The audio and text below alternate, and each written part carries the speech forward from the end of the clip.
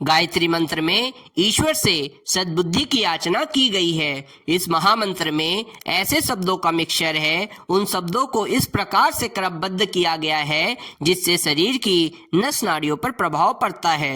गायत्री मंत्र सनातन धर्म का सबसे महत्वपूर्ण मंत्र माना गया है। वेदों, पुराणों, शास्त्रों, ग्रंथों ने इसकी महिमा का वर्णन किया है। इसकी महिमा को न केवल ब्रह्म ऋषियों, साधु संतों, महापुरुषों ने, यहाँ तक कि महानतम कूटनीतिज्ञों ने भी स्वीकार किया है। और ये मंत्र इसलिए भी और भी महत्वपूर्ण हो जाता है क्योंकि भगवान श्री कृष्ण ने श्रीमद् भगवद गीता के 10वें अध्याय के 35वें श्लोक में कहा है कि छंदों में मैं गायत्री छंद हूँ। इस मंत्र की महिमा का वर्णन शास्त्रों ने इस प्रकार से किया है। नास्ति गंगा समम तीर्थम न देवः केशवात् परः गायत्र्यास्तु परम जायपम न भूतम न भविष्यति।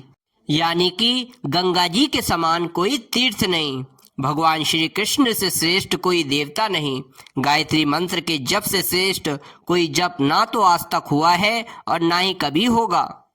नारद जी की उक्ति है कि गायत्री भक्ति का ही स्वरूप है। जहाँ भक्ति रूपी गायत्री है वहाँ श्री नारायण का निवास होने में कोई संदेह नहीं है। गायत्री मंत्र सद्बुद्धि का मंत्र है। इस महामंत्र में कुछ ऐसी विलक्षण शक्ति है कि उपासना करने वाले के मस्तिष्क और हृदय पर बहुत जल्दी आश्चर्यजनक प्रभाव पड़ता है। मनुष्य के मन क्षेत्र में समाये हुए काम वासना, क्रोध, लोभ, मद मत्सर, चिंता, भय, शोक, ईर्ष्या, द्वेष, पाप, कुविचार आदि चाहे कितनी ही गहरी जड़ें जमाए बैठे क्यों ना हो, उन कुविचारों, पापों आदि का उखड़ना, घटना, मिटना प्रत्यक्ष दिखाई पड़ने लगता है। गायत्री मंत्र के जाप से मन में, सबकॉन्शियस माइंड में एक तुरंत हलचल आरंभ होती है और हमारा मन, सबकॉन्शियस माइंड साफ होने लगता है। जिनकी स्मरण शक्ति, याददाश्त बहुत ही कमजोर हो या शिथिल हो, बुद्धिमंद हो, मस्तिष्क जल्दी थक जाता है, उन्हें गायत्री उपासना करके थोड़े ही समय में इस महान शक्ति के चमत्कार देखने को मिलते हैं।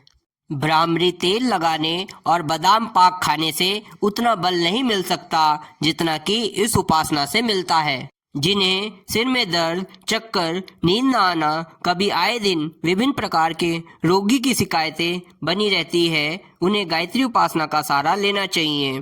प्राण शक्ति के कमजोर होने से ये सब रोग होते हैं। गायत्री मंत्र का नियमित जाप प्राण शक्ति को मजबूत बनाता है। इससे मस्तिष्क के सभी कलपुर्जे बलवान, सजीव, चैतन्य और निरोग बनते हैं। बुद्धि की अधिष्ठात्री देवी जिसके मन क्षेत्र में प्रवेश करेगी, उसका मानसिक विकास होना स्वाभाविक है। मस्तिष्क के अंतर्गत जो अलग अलग प्रकार की शक्तियां सन्निहित हैं, उनका धीरे धीरे विकास होता है और मनुष्य बुद्धिमान, विवेकशील व प्रतिभावान बनता चला जाता है। गायत्री मंत्र सद्बुद्धि का मंत्र है। संसार में सभी दुखों की जड़ कुबुद्धि ही तो है। जितने भी दुखी मनुष्य इस विश्व में दिख पड़ते हैं, उनके दुखों का एकमात्र कारण उनके आज के या भूतकाल पास्ट के कुविचार ही तो हैं।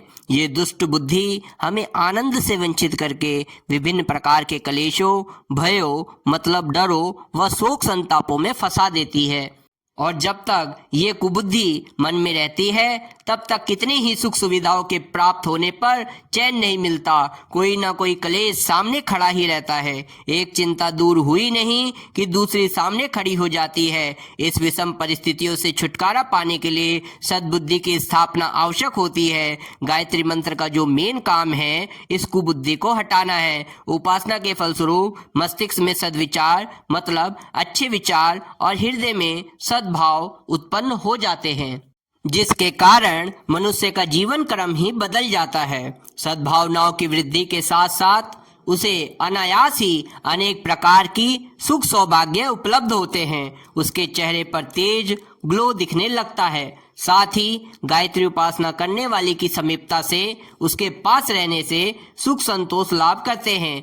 ऐसे व्यक्ति जहाँ रहते हैं वहाँ सुखद वातावरण उत्पन्न करते हैं। जिनके घर में कुबुद्धि का साम्राज्य की छाया रहती है, आपस में द्वेष, असहयोग, मनमुटाव, कलह व दुर्भाव रहता है, आए दिन झगड़े रहते हैं, आपाधापी रहती है, स्वार्थपरता में प्रवृत्ति रहती है, जहां इस प्रकार स्थिति हो वहां गायत्री उपासना का आरंभ होना एक अमोघ अस्त्र है। गायत्री माता की ओर उन्मुख होने वाला व्यक्ति सद्बुद्धि और सुख शांति का वरदान प्राप्त करता है।